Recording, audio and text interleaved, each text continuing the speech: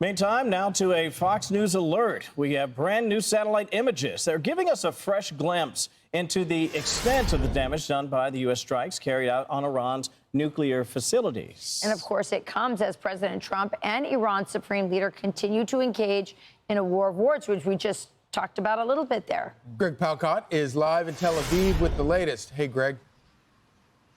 Hey, folks. Yeah, there is no stronger sign of the damage done in the 12-day Israeli-Iran war than what is seen at this very moment on the streets of Tehran. Some 60 coffins draped with Iranian flags carried by trucks said to contain top military, nuclear, and missile officials killed in the war. A lot of the regime's leadership set out for all to see. The well-orchestrated crowds chanting death to America and death to Israel. It's the first time since the ceasefire earlier this week the victims had been shown. As the war of words rages between Ayatollah Khamenei and President Trump, Khamenei deciding that Iran had won the war and that the failed Iranian attack on that U.S. base was a success. Trump saying he could have killed the Iranian leader and didn't, nixing any near-term talk between these two countries. Iran seemingly not losing any time on the ground. Satellite photos, new ones, of the Fordo nuclear plant blasted by the U.S. and Israel show signs of Iranian workers trying to clear the blocked access roads and fill in the craters.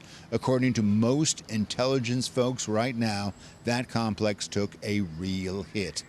Meanwhile, as the war in Gaza continues between Israel and Hamas, leaving heavy casualties on both sides. This as President Trump is now talking about new talks involving the two sides there, claiming a ceasefire could be achieved in the coming week. The hope is that the momentum from the Israel-Iran war might transfer over, might provide some momentum. And finally, guys, the families of some of the 50 Israelis and dual nationals still held hostage by Hamas in Gaza met with Secretary of State Rubio in Washington yesterday. He has said he too wants to get involved in trying to resolve the situation, trying to free the hostage.